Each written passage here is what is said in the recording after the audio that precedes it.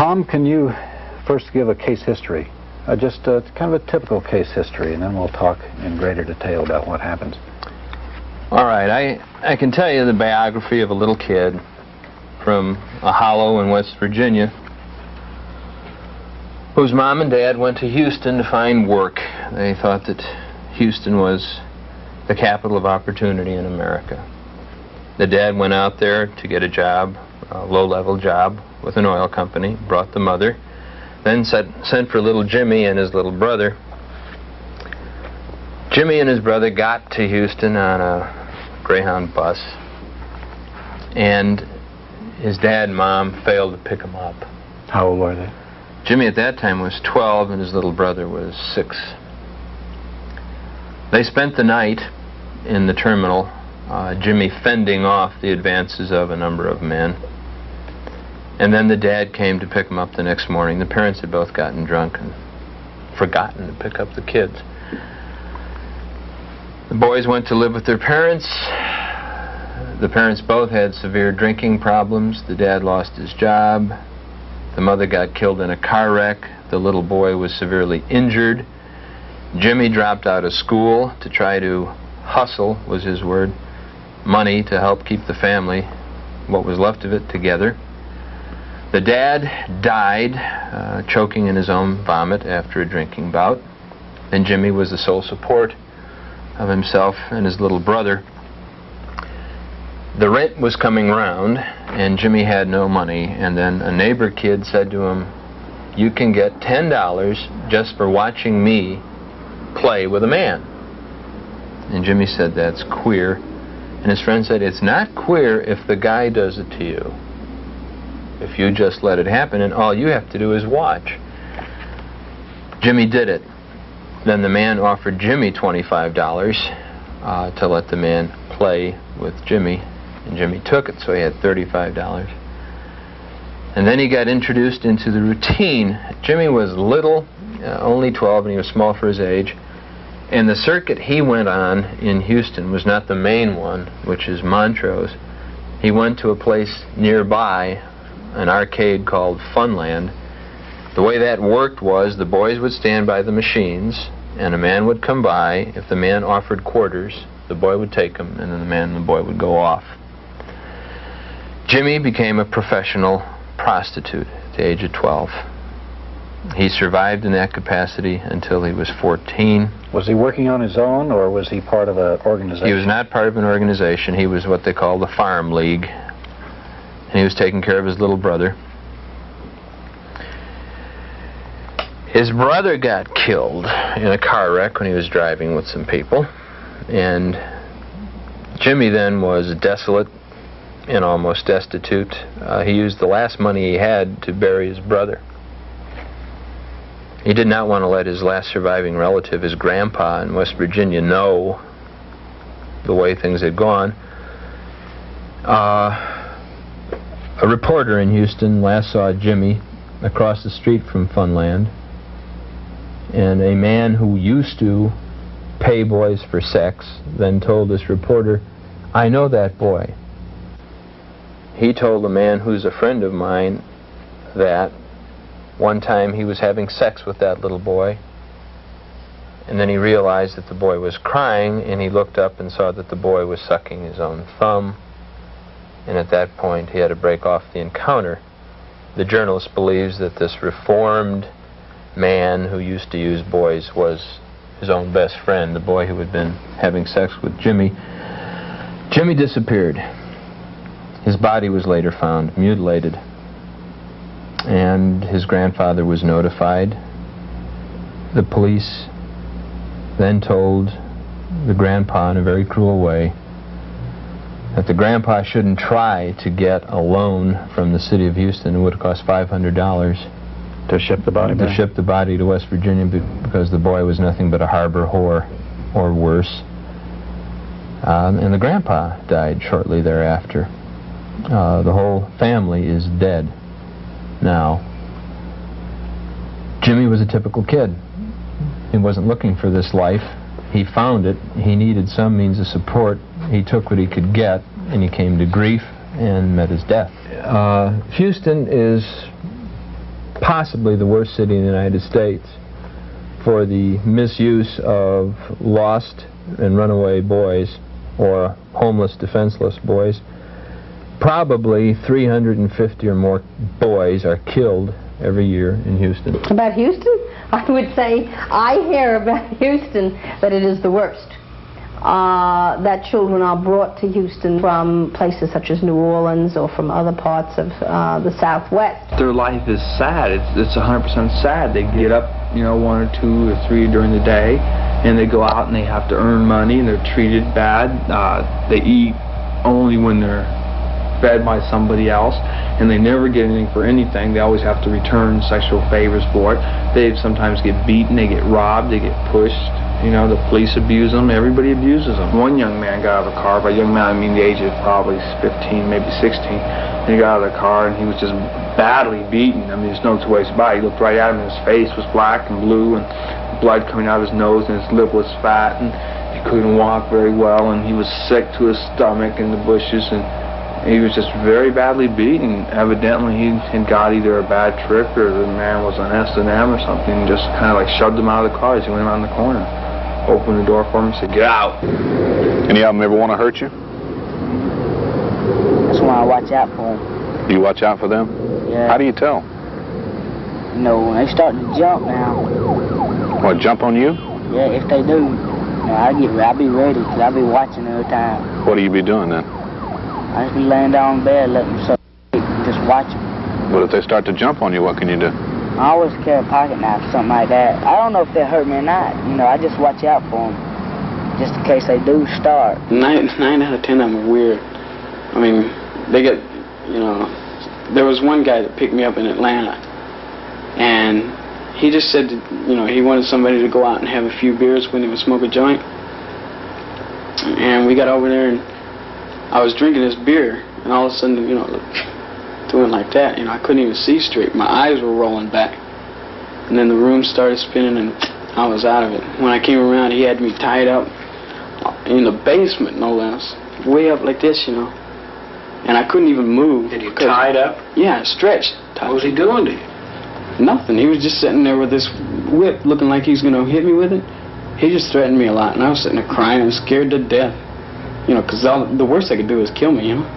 That interview was conducted several months ago in Houston, Texas. Investigators now fear that the 15-year-old is dead. The body of a young man found ritualistically dismembered in Missouri is thought to be his. I woke up and he was clamping handcuffs on me. I was laying on my stomach. The other two were on their stomach and they were handcuffed and their feet were tied. The most shocking and horrifying result of older men having sex with young boys is the story of Dean Corll in Houston, Texas, and more recently John Gacy in Chicago. In Houston, Corll lured or had brought to his home at least 27 young boys, all under the age of 17. The boys were sexually assaulted, then killed.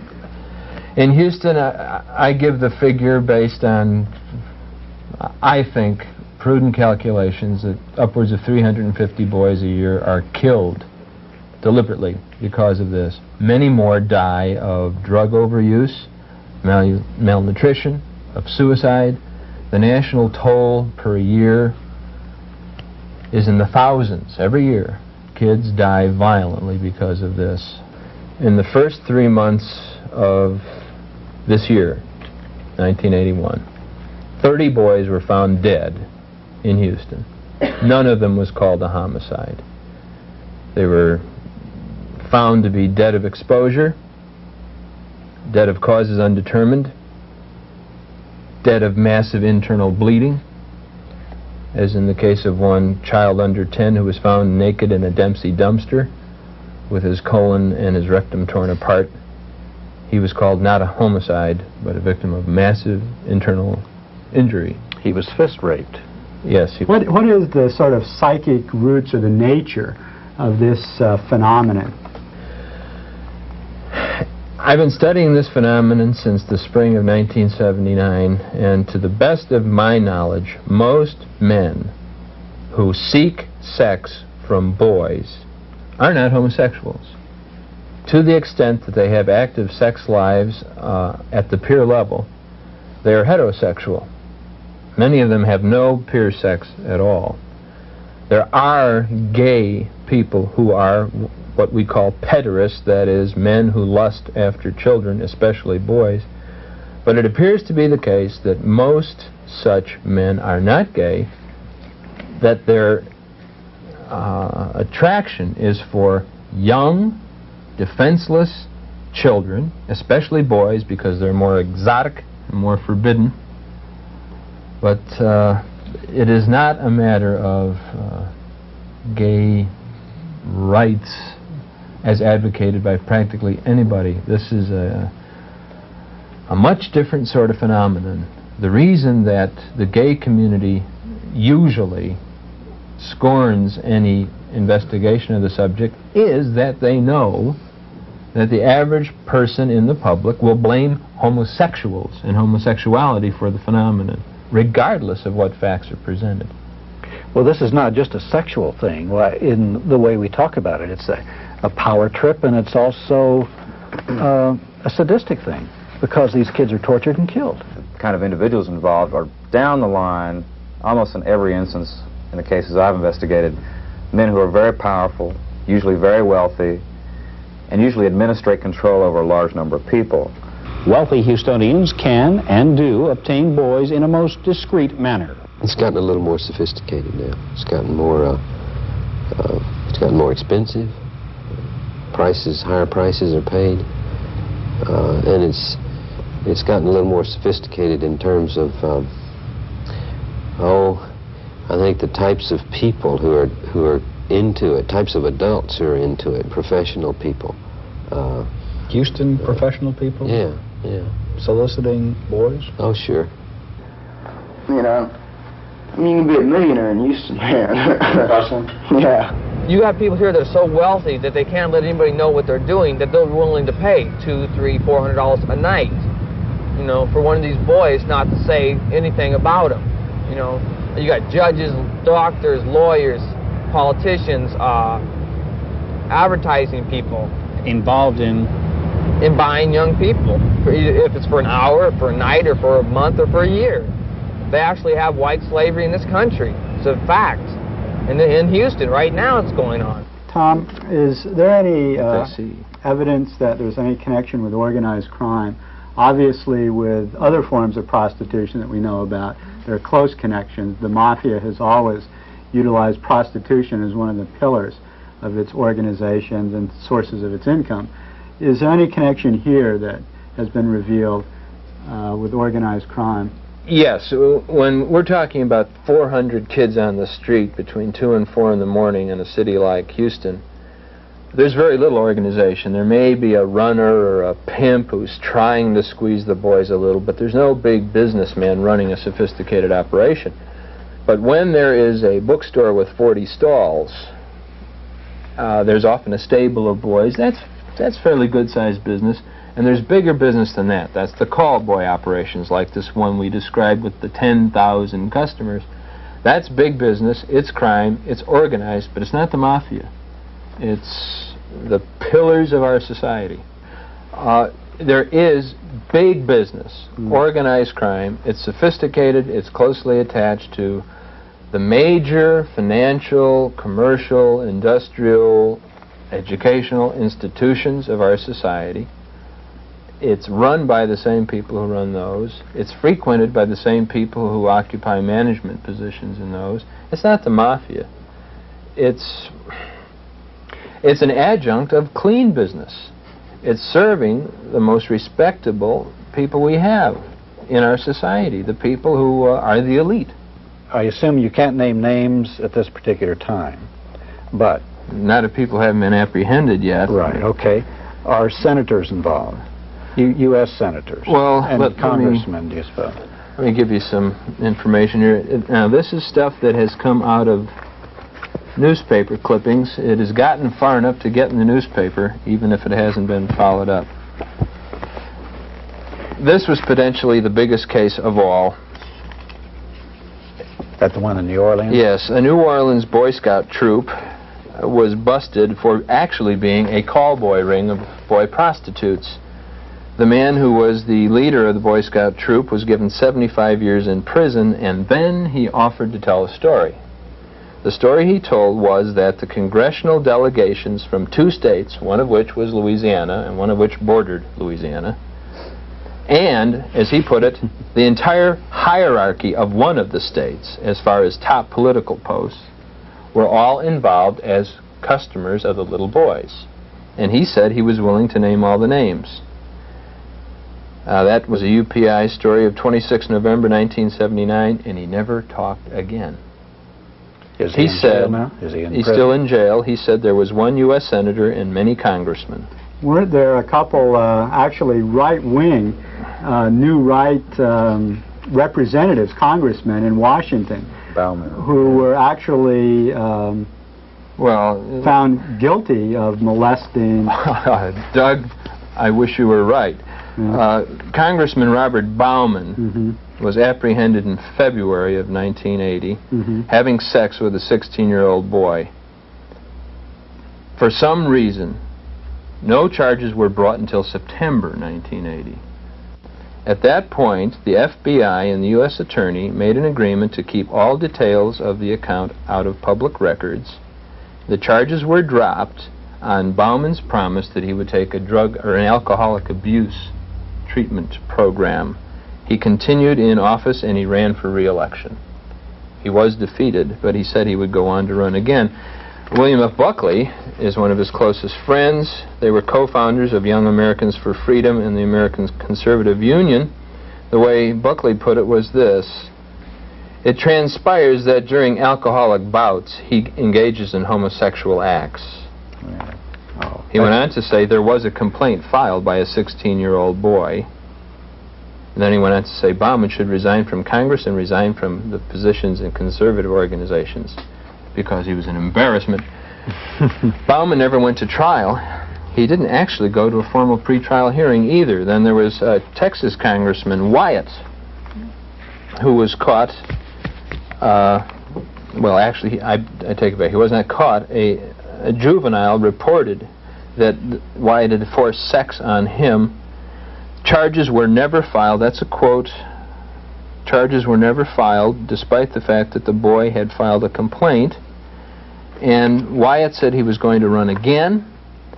When it was published in the Austin paper that the complaint was not that he was drunk driving, but that he had forced sex on a juvenile male, he said he wouldn't run again. He was already in the alcohol rehabilitation program, so there was no trial, no pretrial hearing, no charges. Wasn't there another ring of tour guides, boys as tour guides for congressmen? Well, that you may be referring to the case of Representative Hinson, a Republican from Mississippi, who was found having sex with somebody in the men's room of the Longworth House office building. There are conflicting accounts. According to one account, he was having sex with a minor. According to another account, he was having sex with an adult. He said he was innocent, and he agreed to undergo alcohol abuse treatment, and he was not charged. Well, there was some the charges were dropped. Well, what was the story about the young boys being tour guides for the Capitol? And this was also part of a little boy sex ring, and also some of it resulted in campaign contributions. I read that in an article. That has to do with the state of Texas, as a matter of fact. Texas. And here's the way we can tell that story. This is one you can't tell. Well, this is one we can. It got into the newspaper. Yeah, I saw it in the newspaper. But then it disappeared. Oh.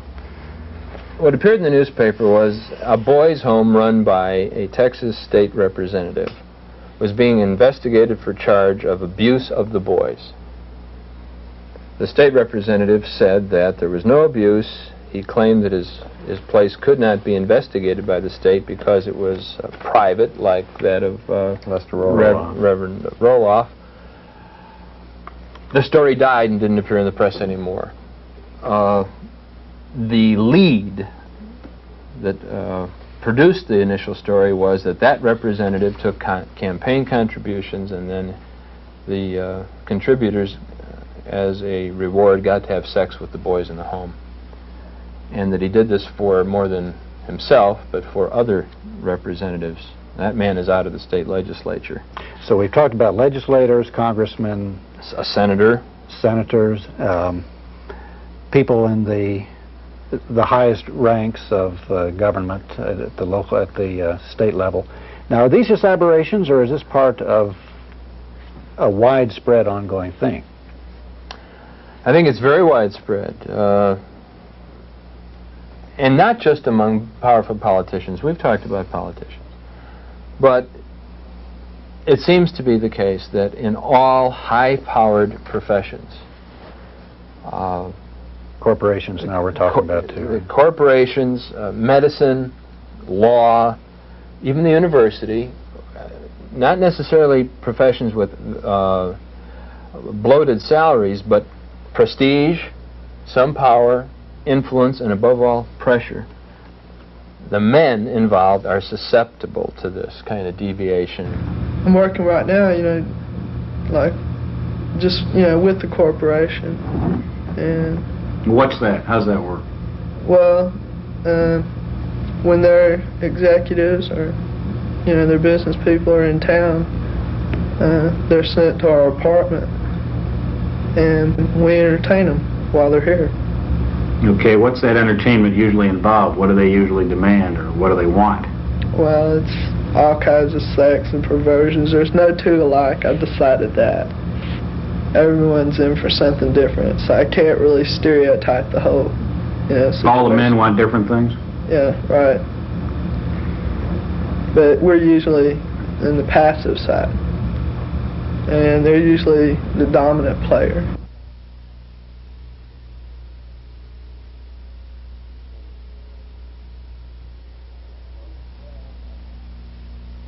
He was a real old man. How old a man? Like about in his 60s, 70s. What does he do at Grady Hospital? He's one of them people that operates on people. He's a what? A doctor. We've talked about those men who have achieved power, and also among those men who wanted it but didn't get it. Mm-hmm. Men like poor Gacy in Chicago, who killed at least 33 boys. He was not a well-to-do man, but he was a joiner. He paid high dues to join men's clubs. He paid $1,000 to join the President's Club so he could have dinner with Jimmy Carter. Instead, he had dinner with Mrs. Carter and had his picture taken with her. He was an upward striver. He killed at least 33 boys.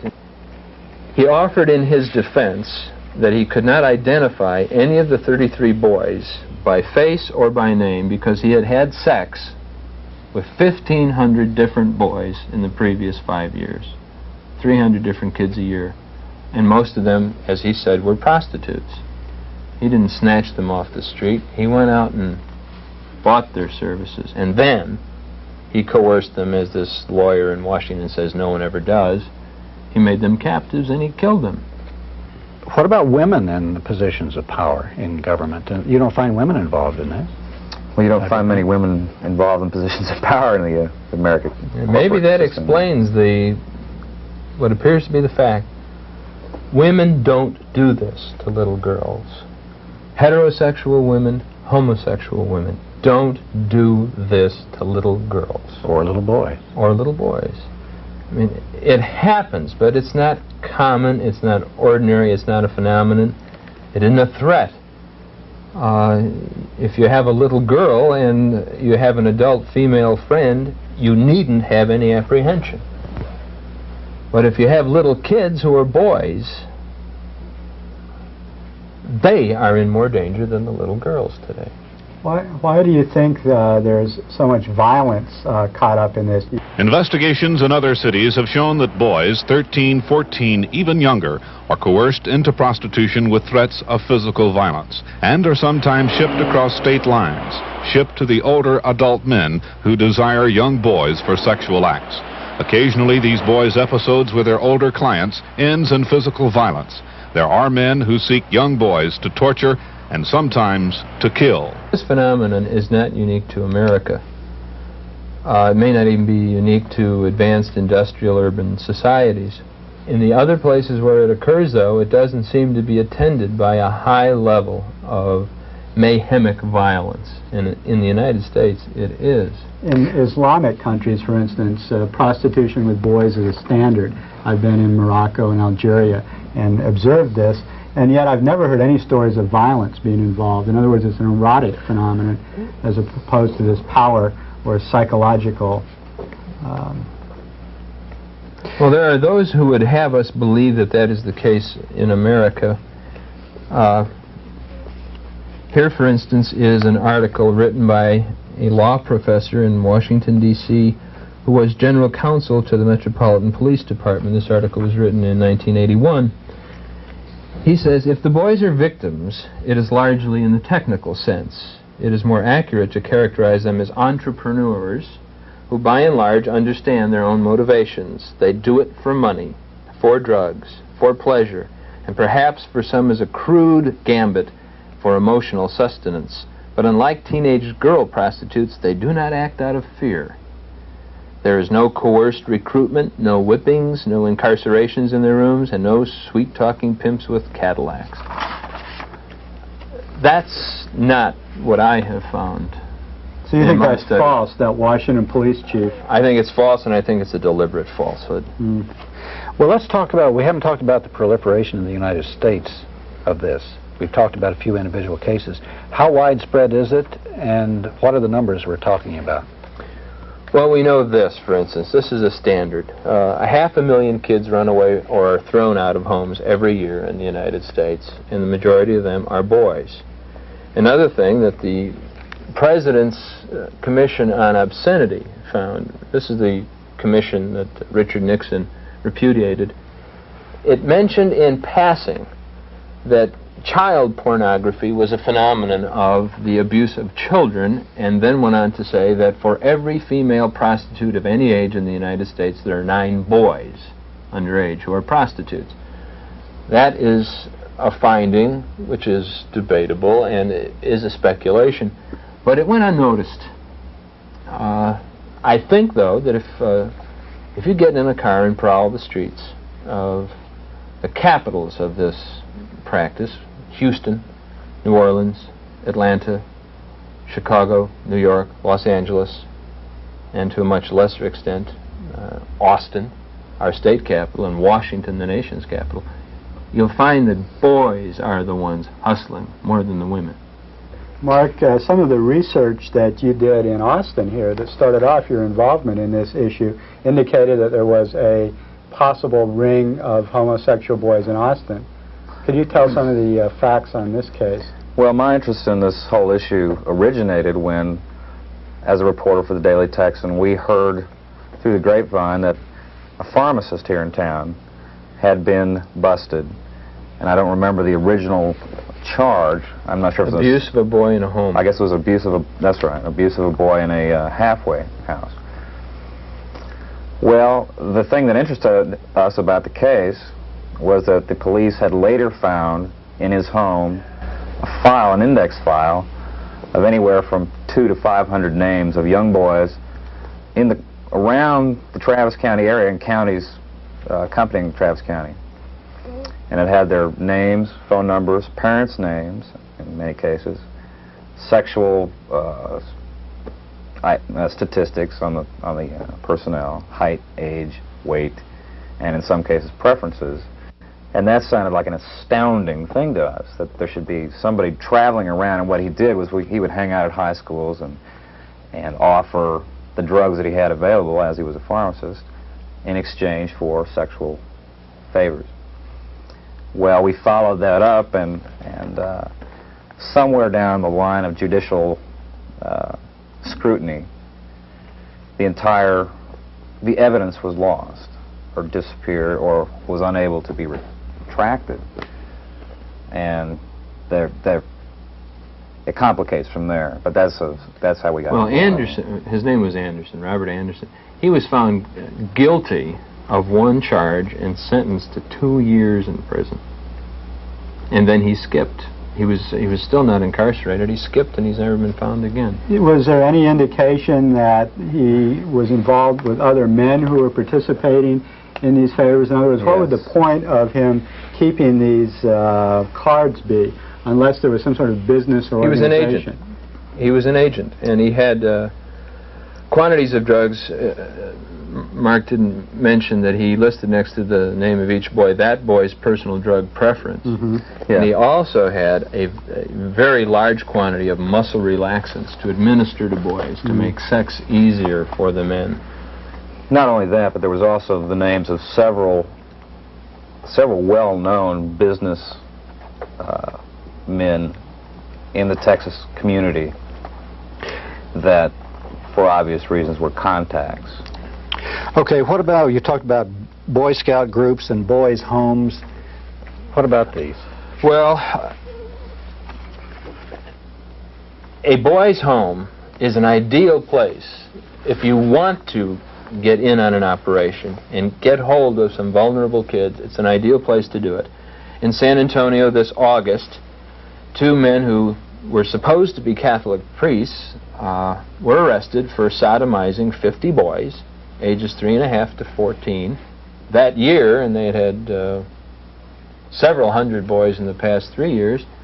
They're having sex with the boys on a regular basis. That was why they established the home, to get at little boys. In Dallas, a place was closed down the year before. In Houston, Jimmy was in a home in Houston for a while, and he was raped by his caretaker. That place was closed down. In Houston, there are only 42 beds available in all the homes for boys in the whole city, and one of the homes that's still open was previously investigated, and arrests were made because of attacks on the boys. It's very common. It's very hard to trust any place that presents itself as a home for boys. And one of the tragedies of that is when somebody opens one that is clean, like Covenant House in New York City, operated by Father Bruce Ritter, the first thing that happens is there's a smear campaign against it, and everybody says it's dirty too. So if there's a clean one, it gets a bad name. The object is that to make it impossible to tell the good ones from the bad ones. I guess the Boy Scout people have this problem too, don't yes, we've mentioned a couple of Boy Scout rings. That doesn't mean that the Boy Scouts are an organized group to feed pederasts. What about judges and police? Judges and police are in high-pressure professions and they're involved, too. In some of these too, then. To my knowledge, the police are involved less as practitioners of this than the other stressful professions, by far. We mentioned... I should have mentioned the clergy. With all regret, the clergy is highly susceptible to this. Real priests, not just bogus priests like those in San Antonio. You mentioned some of the worst phenomena here, these mass murders in Houston and in Chicago. Does this connect with Atlanta in any way? There's been, as you know, mass murders of all these black children in Atlanta. And as I recall, the FBI, when they initially got in the case, after they made this a federal case, Reagan, or I guess it was Bush, went down there, the FBI came out with a report that indicated that there may be sex abuse of some sort in the death of these children. Then it seemed to be pretty much dropped after an initial play in the media. Do you have any comments on that? Yes. The first indications that leaked out that maybe the kids who were victimized in Atlanta, murdered, were actually boy prostitutes who went to the people in the cars to make a contact. Came out in February, and then national cable news network and ABC News tried to mention this as a possibility. It's a very delicate thing. It's almost an insult and affront to the black community to say the Angels of Atlanta were really prostitutes, unless you believe, as I do, and unlike that law professor I quoted, unless you believe they're victims. They're not responsible for what is happening. They are being used and abused. But the public reaction was chilly, so the networks dropped it. They revived it in April and dropped it again. I have headlines here, quotations from news broadcasts about the boys possibly being hustlers, and that fellow who has been arrested and indicted being a photographer procurer. Among the mothers of the first 10 kids, those women who went public and talked about their predicament, is one who said to the wire services in an interview, "I'm afraid my son was involved in prostitution. I'm afraid that that's what got him killed. I'm afraid it's the link to the whole series of murders," and no newspaper in America printed the wire service copy. Isn't part of this whole phenomenon dealt with a business of pornography, child pornography, where pictures are taken of these acts, films are made? And this Wayne Williams, we know is a photographer, and we know he has training in electronics. He'd done radio work, he'd done recording work. So might he be involved in a film organization, and indeed possibly even a snuff organization? There's been some evidence about snuff films where people are literally killed on film, and that these are distributed, the films. So is there some possibility that that might be involved? I think it's possible, and I think it's likely, but we're talking about an ongoing case, and I think we have to be very careful about what we say. In Houston, I have seen myself big vans that don't have cabs on them, and I've seen young kids go into the van and not emerge for an hour or an hour and a half, and sometimes with the door open I've seen photographic equipment inside. A raid was made on a mansion in Houston, although the newspapers in Houston referred to it as a flat. It was a mansion. Inside that mansion was more photographic equipment than KLRN, KLRU possesses, and that's one of the biggest stations in the Southwest, bigger than Channel 13 in Houston possesses. Channel 13 played up the raid, but the news media besides Channel 13 didn't. It was as if 5 guys in a little studio were taking candid camera shots of kids. They were producing books in there. There was also an arrest in Houston in 1981 of a man who sold 20 different films, child pornography films, to somebody from Boston. Now, he was committing several federal crimes in doing that. Right. And among those films, although the newspapers would not print the information, among those films was that of an infant being sexually used by men, and a film in which somebody appears to have been murdered. That person hasn't gone to jail yet. What about the bookstores and the the places where they show movies and stuff like this here in town, for instance? I think that you don't find much evidence of this sort of thing in the bookstores, because it's the people who are trading and dealing with this kind of thing. It's a very clandestine operation, and having gone through an investigation myself, I know how absolutely impossible it is to trail this stuff. I mean, you're dealing with people who are not stupid. You know, they are in levels of power because they're intelligent people, by and large, and they cover their tracks, and they're not about to be dealing with them through the bookstores. I think maybe 5 years ago you could find that sort of thing, but now I think it's been pretty much cleaned up. Tom may have more. Well, I went into a bookstore in Austin 2 years ago in daylight, and my experience is the difference between the operation in daytime and nighttime is the difference between night and day. Yet, in daylight, I first bought a magazine that had pictures of people of borderline age. They could have been 18, they could have been 17, and 17 is legal. And then I had the names of illegal publications. I first asked for a register that listed boys by description. It was a catalog, the order of boy. I asked for that. In a bookstore? Yeah. You're in Austin? Yeah. Or, yeah. It's a crime to print that, to reproduce it, to distribute it, to buy it, to possess it. I broke the law by saying, I want that, and the guy reached under the counter and handed it to me. Then I said, what about this? And he handed me that, and I said, what about this one? And he handed me one more. And I walked out of there with a lot of illegal goods. That was in the daytime. I understand that as of now, 1981, the same bookstores don't let somebody they don't know do that sort of thing, even at night. But I've been in places in Houston within the last several months. One in particular I can describe to you had 40 cubicles where supposedly men go in and put in quarters to watch dirty movies. And outside every cubicle was a little boy. I was approached both by little boys as if I were a man who might want a boy, and I was approached by older men who, in the dark, thought I looked young.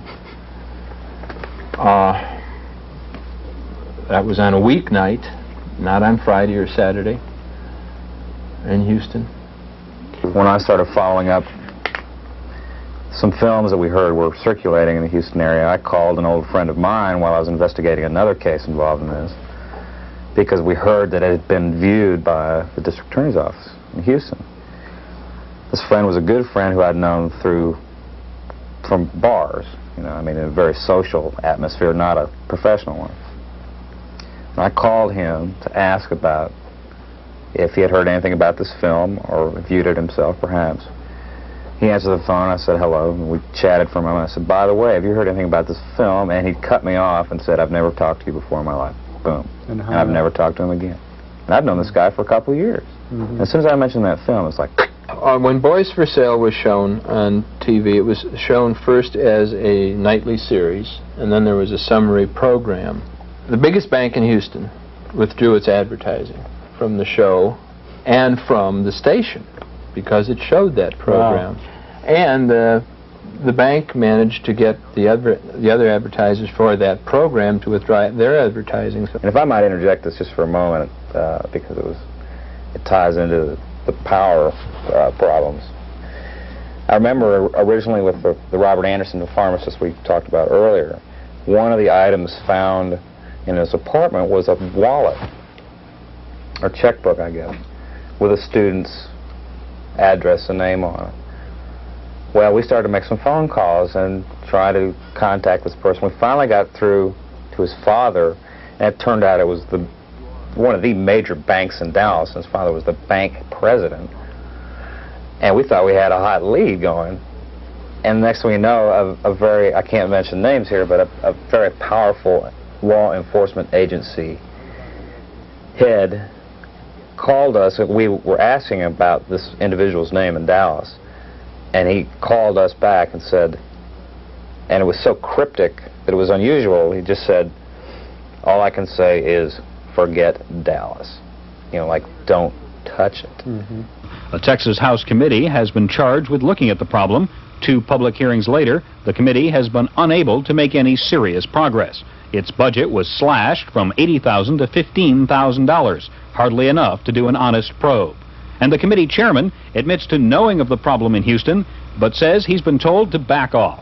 When we started this committee, we asked for money to do an adequate investigation to determine just how serious the problem of child pornography, child prostitution, sexual exploitation is here in Texas, which I think is a proper thing for this committee to do. Now, that was the first indication that we had pressure on us. The second indication was when I appeared before the House Administration Committee, when they chopped our budget, and subsequent conversations with certain members that said, we have got to stop our investigation. Why do they want you to stop? I don't know why. I have no... Do you plan to find out? I plan to find out. I think it's serious that they were getting this kind of pressure.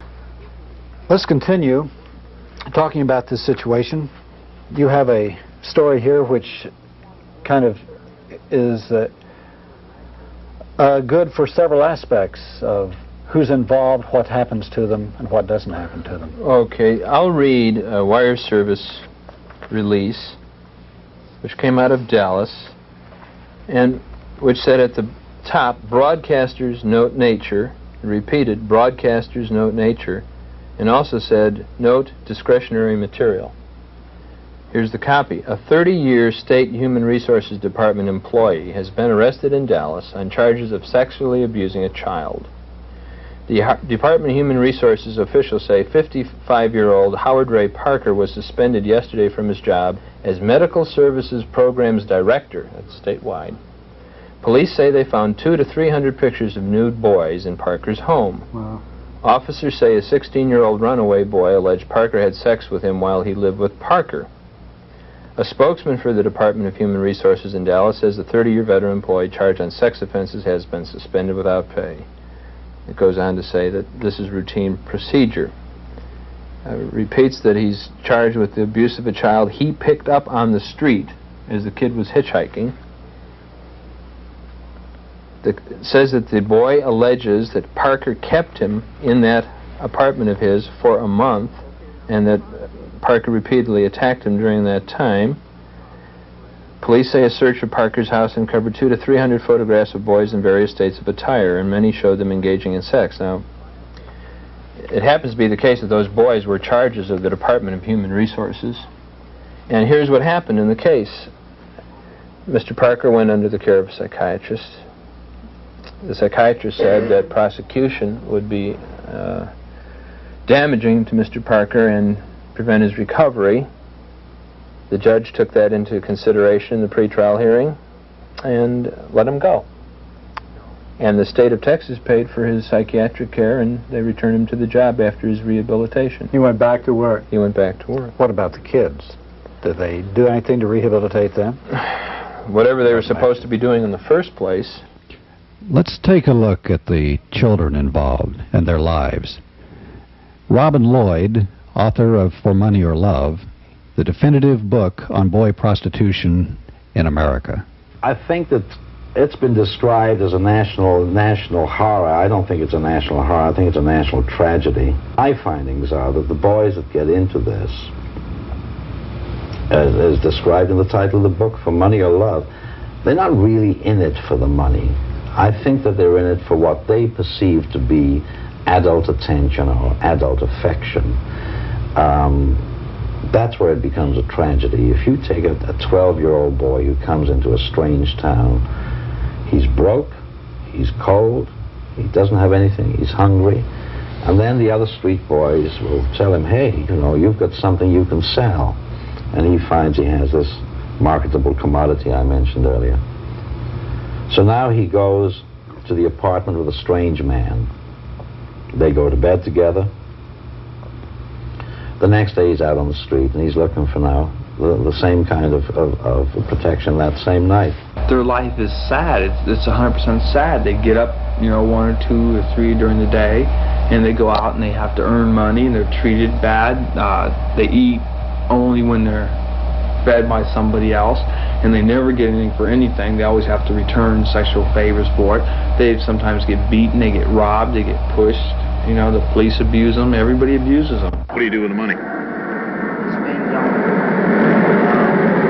when I have to stay with somebody, I pay them that, or just give me something to eat when I need it.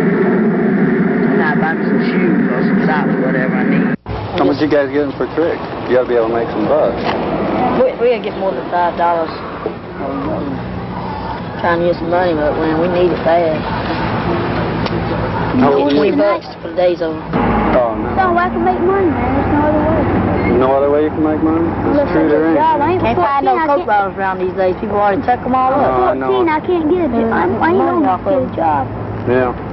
Most of the kids don't want to be where they are. They don't want to engage in this lifestyle. And if you give them help, an awful lot of them, a very high percentage of them, are quite anxious either to go home or to get a job, go back to school, to live a normal, happy life. They are not into this really rotten thing because they like it. If they stay in it long enough, they develop attitudes that make it very difficult for them to do anything else. If you work here in our center and you do not develop a bad memory, you don't work here very long. The tragedies, the violence, the fact that some of the kids that come into us are killed because they cannot escape the exploitation is a very hard thing to bear. Our staff does not really last very long here. Who's running it? I can't tell you. Why? They do something to you? Something like that. Yeah, I understand what you're saying. Well, if they have that many kids, what's their where is it located? I mean, is it what part of town? I'm not. But you're not gonna tell me the location. They're killing you. If they're running 20, slowly, yeah, breaking fingers, right, toes, ankles, yeah. All you have to do is. The youth then detailed how boys are procured and then held by the service. Strictly all the boys from Houston. Closed circuit.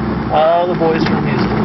Oh no, these guys, you know, like hitchhikers that are hitchhiking in, they pick them up, give them a place to stay, and then tell them, look, You owe us some money. All fairly young? Very young. What's the youngest? 9 years old. Well, this is one little kid's little But they have them all the way up to what, 18, 20? 21. Now, do they provide y'all with protection? I mean, are they protected? Well, Vice doesn't touch them. But you don't know why. Or do you know why? I don't know why. All I know is Vice doesn't touch them. Do they teach the kids how to perform sexually at this place? They teach them how to do it? I mean, like... Well, usually they get some... They're trained. What happens if a kid won't perform? Do they kind of get down on him pretty heavy? No, they just get rid of him. Well, how do they keep him quiet? You know, so he won't talk. Well, they usually have an example. Once in a while. Break a finger or two. Have they done that in front of you? Yeah, they've done it a couple of times. Some John, you know, like didn't pay up. One time they took him into the room and they broke his finger. One at a time. Boys told our undercover investigator, a former drug rehabilitation counselor and sex therapist, that they are not proud of what they do. You don't live at home? I go home once in a while. Your mother know you do that? She doesn't care? She don't like me come around the house too much. And if I do that, she don't like me come around too much. Why not? She says she just don't like her son being hustling and stuff like that. She knows you're hustling? Yeah. This dude wanted to take some pictures of me for $100 tonight. You know, stuff like that. It's just stupid stuff. Yeah. Why do you say it's stupid? You're doing it. Well, hey, you gotta live. I'm ashamed of it too. You're ashamed of it? Sure. Why? Hey man, I wasn't brought up this way. What kind of family are you from? I had real nice people. I mean, you know, it was me that messed up. Your parents know what you're doing? Oh no, she know I'd never let them know. God. Hell, I've heard them too many ways already. Well, the reason I'm here is, you know, when I was 13 years, well, I was 10 years old when my mom got remarried. And when she did, this thing she married came into my room and raped me. And they had to take me to the hospital and put 3 stitches in me. You know, That's when you were 10? Yeah. So then what happened? How'd you end up leaving home? When I turned 13, I just, you know, packed up my bags and trucked on. What do your parents think you're doing, or what's your mother think you're doing then? I don't know what they think. I haven't written them a letter since year before last. They don't care, you don't think? No. This boy was partially a victim of poverty. On the streets, though, you find boys from varied backgrounds. One 15-year-old from a wealthy family tells of being cast out because he was failing in school. His parents are divorced. Neither his father nor his mother wants to care for him. He started out as a prostitute when he was 12. You gonna keep hustling here? Yeah, I have to. I mean, you know, where's a 15-year-old going to get a job, man? It isn't too likely. What do you think about what you do? You proud of it? No. I think disgusting, revolting, you know. Why do something that's disgusting and revolting? Well, you gotta eat and you gotta sleep, you know. The worst they could do is kill me, you know. Well, that's pretty bad. Yeah. I mean, aren't you worried about that? Don't you value your living? No, right now I don't. You don't value your life? Not really. You don't want to stay alive? I mean, I want to stay alive and all, but, you know, if I die, what the I mean, it can't be much worse. I know. I mean, is it that bad out there? Don't you look forward to the day when you get a good job? Yeah, but that's all I can do is look forward, you know. Live each day as it comes. So you're really not happy, are you? No. I'd much rather be at home, you know. Well, down in Houston, they have streets where they hustle, which you don't find in some other cities, right? That's right. What kind of, now this is apparently, these are the entrepreneurs, as the D.C. guy talked about, right? These are cold little kids looking for money to buy some food, money to get a room, hopefully with some privacy, with somebody if they can't get any privacy. To put it in the bluntest terms, at 2 in the morning, when the bars close, the boys who've had only one customer that night and need more money or haven't had any customers at all, start bidding against each other for the favors of whatever pederasts are patrolling the street. You've actually observed this? Yes. Yes. That's at 2 o'clock. It lasts for about an hour, a little longer, and then some kids are left, and many of them have nowhere to go. They might have what they call a trick pad that they can go to, and I hope they get the $25 to pay the rent there the next day. I've seen them climb under cars to get shelter and warmth. To sleep, you mean? Yes. At 4 in the morning on this one night in November when it was cold, and the boys had T-shirts on, not jackets, and they didn't have jackets. These are mostly destitute, well, you might say street people. Well, they might come from well-to-do homes, Doug, but when they're gone for a few months, they're poor. Down and out. They are now poor. A rough count that I made was that there are 400 kids in an area of half a square mile. Is there any... now, let me finish the story. Sure. The police then came and rounded them up in vans, and I heard over police radio that their count was that there were 400 kids. And they drove them to a suburb of Houston called Pasadena and let them out. Why did they do that? They did it because if they formally arrested them, they would have had to book them and put them someplace, and they had no room for them. If they had room for them, they couldn't have protected them from other people in the jails. They didn't have the heart to arrest them. Technically, they arrested them by taking them into custody, but they didn't have the heart to do any more.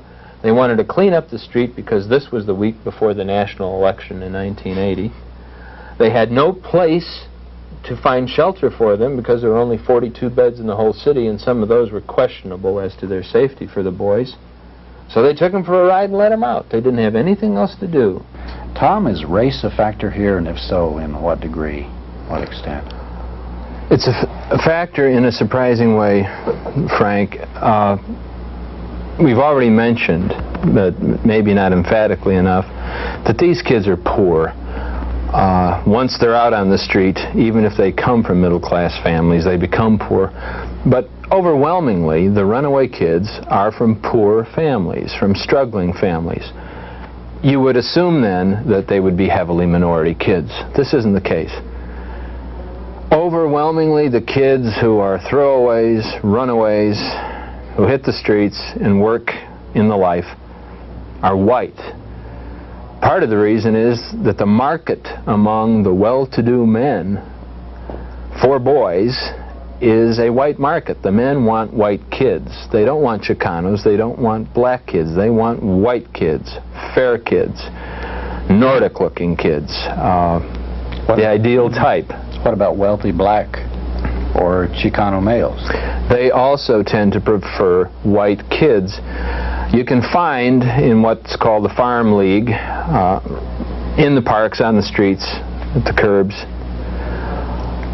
totally on their own, living hand-to-mouth, roughing it. You can find minority kids, but they have a hard time. They have a hard time getting customers. Mostly, they get employed in the dark, literally. They work in the cubicles in the magazine stores where their customers won't see them. There's an ugly term called glory hole for the kind of thing that happens in the cubicles. I think the name is suggestive enough itself. What it means that the customer doesn't have to see the person who's servicing him, and then the person who's getting the service fantasizes that the little boy is blonde and blue-eyed and white. Well, what about Atlanta then? You were talking in the previous program about this being the situation with the Atlanta kids. Well, I think there are indications, as I said, that the kids there are hustlers. They are hustlers who are out working to help their families. They are not throwaways. They are not runaways. And they are in the farm circuit. They're working out of a park. They're not in the penthouses. They're not in call boy services. Black kids are out there working, and they're not getting the best trade. They're getting what is called rough trade. Men who will pay less and want more and be more likely to inflict violence as part of the price. Another thing I'd like to say here is that on the basis of what I've learned over the last 3 years, I have a feeling. It's not a firm conclusion by any means, but it's a strong feeling that there's a second reason why the kids out there caught up in this are primarily white. The first reason is that the rich men want white boys. I think there's a second reason, and that is that poor, struggling black families are taking better care of their kids than white families are. They're not pushing them out. The boys aren't running away. They're keeping the contact with home, even if they do have to resort to this for economic reasons. And when the families find out it's happening, they accept the kids and they love them, and they don't punish them, reject them, and throw them out. What about the kids themselves? What happens to them? Assuming they're ones that live, and can they get out of the life, and what happens to them when they do? What are they like? In the first place, they mostly don't survive. They mostly, literally, don't live to be 20 years old. As far as I know, the best information I have is that these kids die. They waste away, they kill themselves, somebody kills them, and that's it. And we're talking about over half. Over half of the kids who make their living this way for a period don't survive adolescence. They don't become adults. Those who do have a tremendously difficult time. Of course it does damage. It does tremendous damage to his self-esteem. You have to grow up with a general bitterness towards adults, where you find with all these strangers now into your life, where you're literally being used and poured over. Mutilated. It's not even...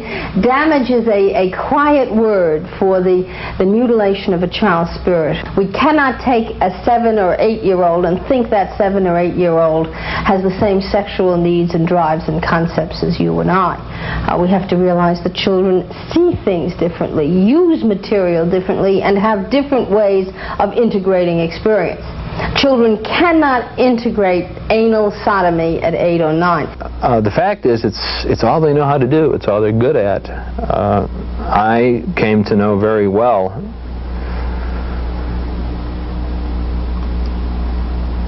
a 22-year-old hustler masquerading as a 16-year-old for whom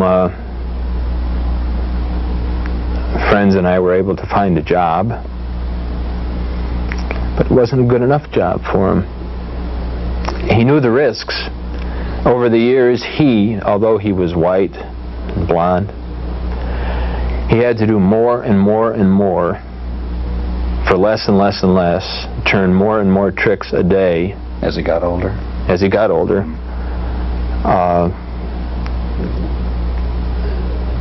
One of the things that I know happened to him in the last year was that he had to be subjected to penetration with bottles, and the men played the game of whether or not they'd break the bottle off in him or not and cut him. That kind of thing. When he was 17, he didn't have to do that, and he got more money. At 22, he pretended he was 16, the man pretended he was 16, he got less money, he had to turn more tricks, but he didn't know what else to do. He felt it was the one thing he was good at. He also admitted to being miserable. What are some of the legal problems here? How come more of, the organization that's exploiting these boys hasn't been uncovered, and two, the men who are participating in these crimes against each other? Take the boys' homes, for instance. In the case in San Antonio, which is still pending, there was an eyewitness who walked into the room of the director of the home at 4 in the morning because he was sure there would be a little boy in there. And there was a 6-year-old boy in bed with this supposed priest. Now, the eyewitness testimony that a boy was in bed with an old man doesn't do anything in a courtroom. It doesn't prove that there was sex going on. If the little boy testifies, who is going to take the word of a little boy against the word of, say, a real priest? And what little boy is going to say that a priest violated him? It's a hard arrest to make. It's hard to get a warrant. It's hard to get an arrest. It's hard to get a conviction. And then it's hard to get a real sentence. Very hard. Nobody wants to put anybody away on this kind of charge because the evidence is by its nature, very, very shaky. And very controversial as well, and that just points to another facet of this problem, is that often it's just ignored, preferentially ignored by the courts and by the police and by society, because they just don't want to believe it's happening. I remember when we did our reports, we thought it significant enough, because the nature of the case involved some Austin personnel and citizens, that we put it on the front page, because I was shocked personally by it. And when we printed these stories, we just were barraged with letters from people saying, basically, I don't want to read this kind of stuff over my morning coffee. You know, even though it happened, even though we documented it, and we'd gone out of our way to make sure that it was all backed up with fact, people just refused to want us, not only to believe it, but to even believe that it happens. So that's part of the problem. And another part of the problem is, of course, we were shocked when we found out the extent and broad nature of this problem of pederasty and what all it involves. But we were truly shocked when we found out initially when we started this a few years back, that the police department didn't even know what pederasty was. I mean, I won't say the police department, but I know that I was dealing with one officer in Sex Crimes Division who's no longer in Sex Crimes Division. And I was trying to do my part for truth and justice and trying to get to the root of the problem. And I said, well, tell me about your case history of pederasty. And he just went blank. He had no idea what I was talking about. Now, to their credit, I will say that the Austin Police Sex Crimes Division has come a long way since then. But if the police don't know what it is, then certainly most members of society won't know what it is. So when they see it in the papers, and editors don't know what it is, so they're not going to print it in the first place, but occasionally when it does go through, society just writes it off as an aberration, a very, well, how are the police organized? You mentioned Sex Crime Division, but there's also the Vice Squad. So the Sex Crimes Division is a subset of Vice. No, it's part of homicide in almost every city. Oh, is it? It's part of homicide. Vice has to do with pornography, obscenity, prostitution, things involving consenting adults, which may be crimes if they're performed in public or commercially. A sex crime is something that involves a direct violation of the law or involves things with kids or child pornography. Do you have a feel for, say, the budget and the number of personnel in Vice Squads compared to sex crime divisions in various places? No, I really don't, Frank. It's something I ought to know more about. In other words, the emphasis the police department places on one. I do in Austin, at that time anyway. At that time they had 3 people in the entire Sex Crimes Division, and they were so overworked with just, that's when the choker rapist was around and what have you, and I mean that pretty much exhausts their time. And they were concerned about the issue, but they just said, frankly, we're not staffed, we don't have the personnel to do it. Rape is a major crime. The incidence is high. Attempted rape is common. It's extremely hard to track down a rapist. These guys are working extremely hard, and then we charge them with the duty of cleaning up the streets. And in Austin, the streets are clean. In Houston, they're not. But how can they go behind the walls and find out what's going on indoors? That's extremely hard to do. Has there been much investigation by any police or the FBI or the judicial system of this phenomenon? Or is it that it's a fairly recent phenomenon, or is it just something that they haven't dealt with historically or currently? There have been legislative investigations. There was a national investigation a couple of years ago looking toward the goal of national legislation to protect kids. But no, there hasn't been much. There are some who would like to tell us that the problem does not exist, that to say Houston is a major center for boy prostitution is to overstate the case. That is what the Houston police tell us. There again, it's not, we don't have as many male prostitutes as we do female prostitutes, but when you start talking about juvenile boys, 14, 15, 16 years old, 2 or 3 cases are too many, and we do have a few of those. Well, how would you, talking about that a little further, how would you define the problem of young boy prostitution in Houston as far as the size of the problem? Well, I'm not going to say it's one of the major problems of our city. Again, we have a certain amount of it, and It's our intentions to try to keep the lid on it, to keep it from getting anywhere. Listen to Atlanta Police Sex Crimes Detective Douglas McCoy, a 10-year veteran. It is almost, at this point, especially at this time of the year, almost an epidemic. Yet only a very few young boys are ever arrested. In 1978, there were 7. So far in 1979, we've had 3 male prostitution charges. The facts are the Atlanta Police Department is understaffed. Vice and sex crime detectives carry a heavy workload. Rapes, for example, are up almost 100% this year. Boy prostitution is near the bottom on the priority list. Local police have to change their attitudes towards the boys, thinking of them more as victims than as criminals. The change in philosophy has worked for the Los Angeles Police Department and serves as an example for other cities. When you've got a 15-year-old boy out on the street selling his body, you've got to understand why he's out there. It's usually due to a poor home life. He's there to obtain the necessities of life. And you've got to look at that boy as a victim. Even though he's out there committing the crime of prostitution, you still have to look at him as a victim and why he's out there. When you do bring them in, what do you do with them? You certainly don't just throw them in the county jail somewhere. It takes us anywhere from 2 to 6 hours to interview. You talk to one of these boys for 2 to 6 hours when you first get them in? Yes, sir. Initially, they don't have trust in the police department because usually they've had contact with uniformed policemen, and the uniformed policeman will book them curfew or run away, and they're sort of leery of the police department. But we'll sit down and we'll gain the kid's confidence. We'll talk to him. We'll tell him if he is involved in anything, that he has anything having to do with sex, that he has done nothing wrong at all. And we treat them the best we can. We'll keep in contact with the victims, and we keep calling them weeks later, and we'll go out and we'll buy them lunch. And this is weeks later. You go out and get together and see how the boys see how doing. They're doing, progressing, and they call us quite a bit. Rehabilitation for young boy prostitutes necessitates a change in the way they are handled by penal institutions.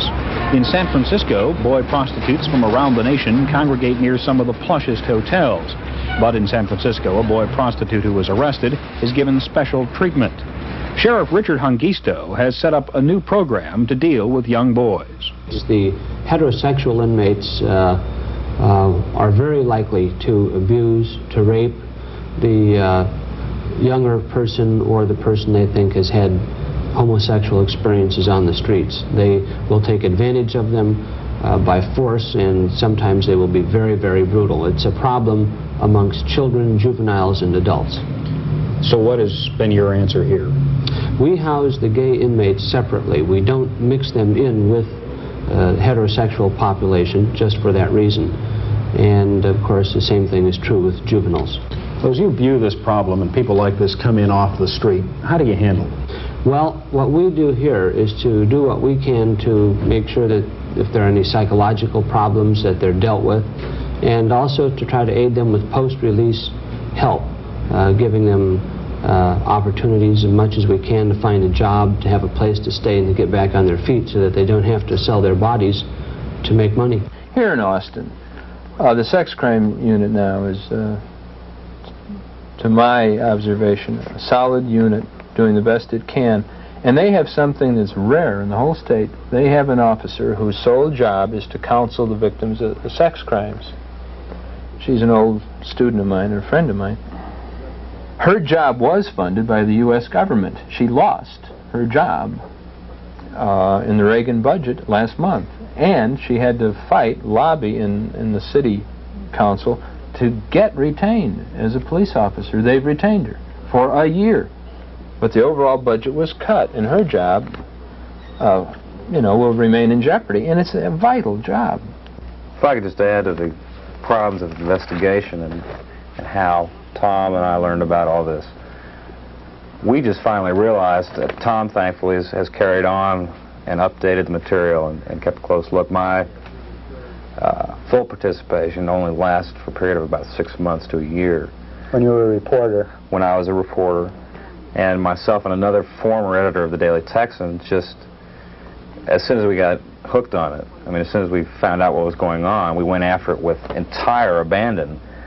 for a good period of 3 to 6 months, almost every day we forgot our classes, we forgot our work at the newspaper, we were determined to get to the root of it.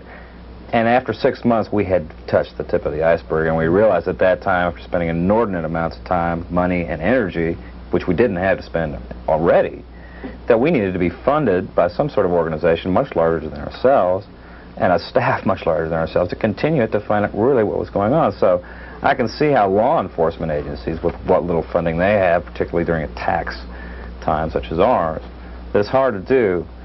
And as I said, the more we found out, the more questions propped up, and the deeper it became. There are so many things. If it's all right to range around a little bit here, it ought to be said that in academia there's been virtually no contribution. I learned about this whole phenomenon as a teacher when a student of mine called my attention to the TV documentary Boys for Sale, which was made in Houston. I was embarrassed that I didn't know anything about the subject, mentioned it to sociologists, anthropologists, psychologists, social workers. They didn't know anything about it either. Then I went into the bibliography and found that it was first meager, and second, heavily oriented toward the defense and explication of the pederast, like the lawyer's commentary I quoted to you. It's considered a dirty subject, and people aren't supposed to go into it. Every semester when I lecture on it, I have students get up and walk out. I used to have complaints made to the department, to the college, to the university, and so on, that I was doing pornographic things in the classroom. That's abated, but people still get upset and walk out. Maybe not because they are offended, but because they're emiscerated by it and they want to get away from it. People don't like to look at reality.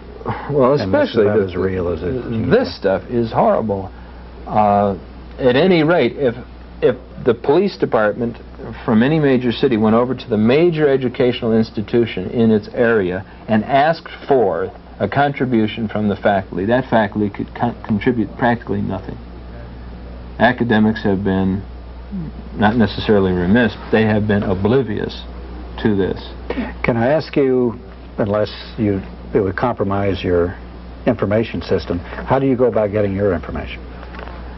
Observation, interviewing, and interviewing of many kinds. Interviewing kids, interviewing people who are willing to talk, who are on the other side of the street, so to speak, and investigators.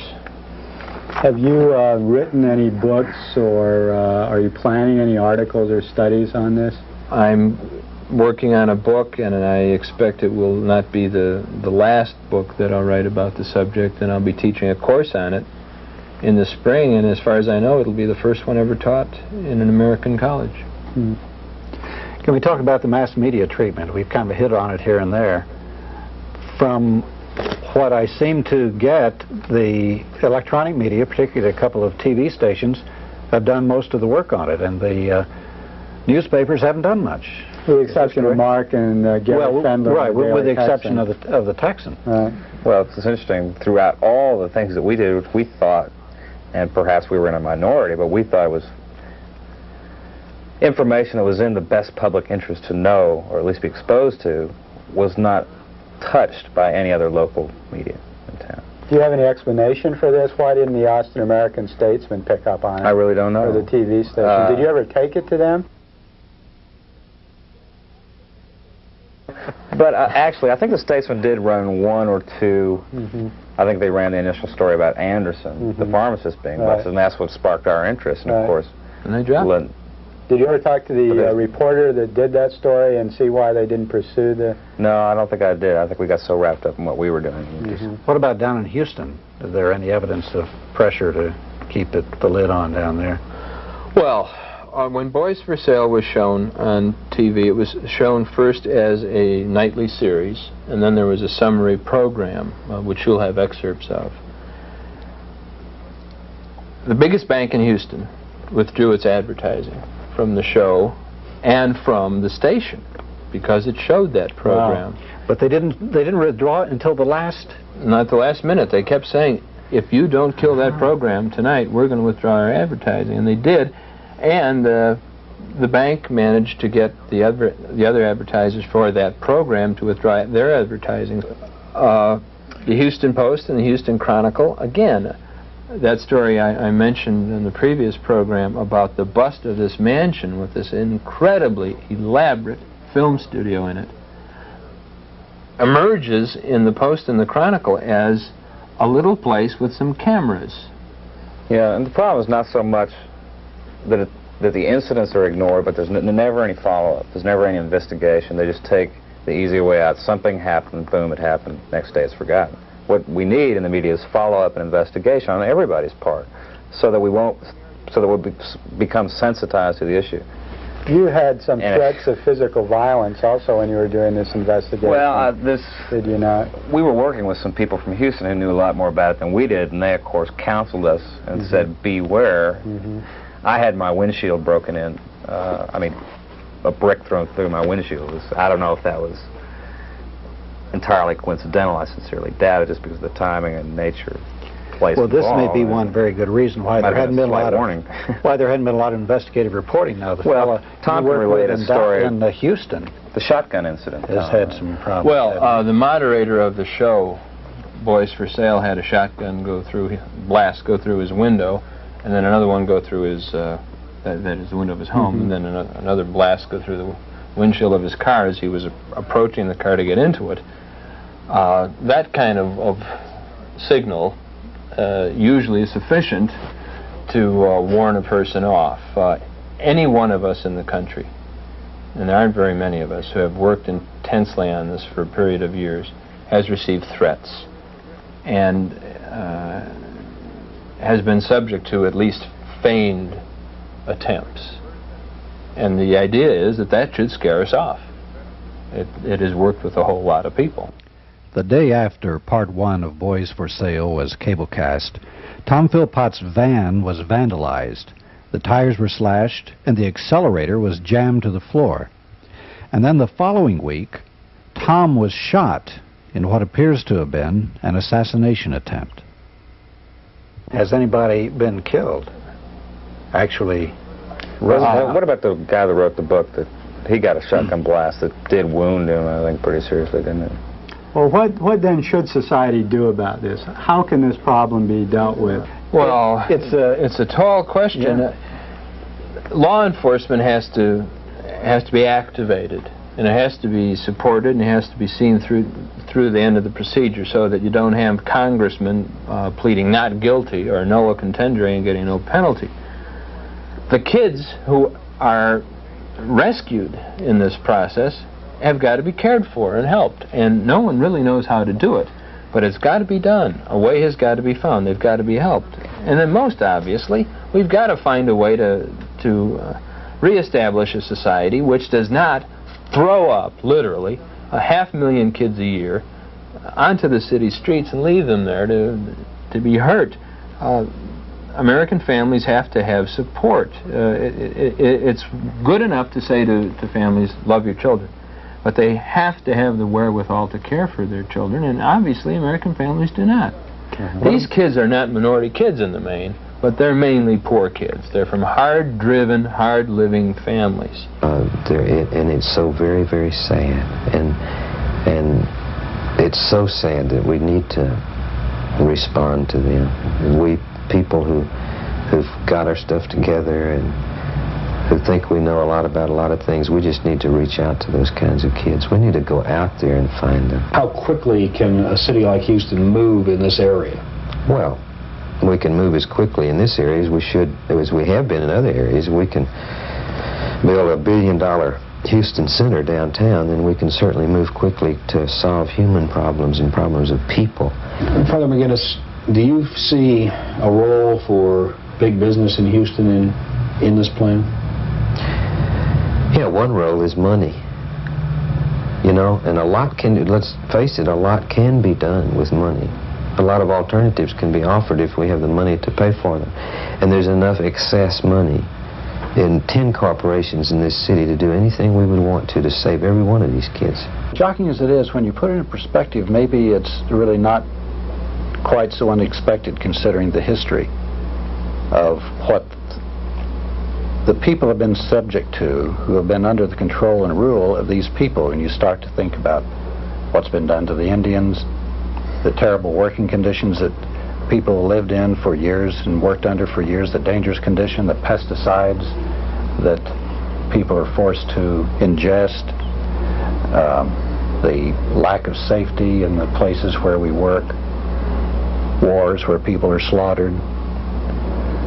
There's really a long history of this, and this is this the same type of impulse turned, focused just on a small boy, or is this something really unique, you think? That isn't easy to answer, Frank, because in all honesty, this subject has baffled me from the time I first became aware of it until this day. I can't understand it. And I'm trying very hard, and it's very difficult. As an historian, I know that this society, probably above all in the world and in the history of the world, romanticizes childhood. But the historical record, child labor, for one thing, indicates that this society has not been good to children, has not protected children. In fact, is contemptuous of children, heartless to children. And they're such helpless victims. Who can they go to? What constituency do they have? Nobody.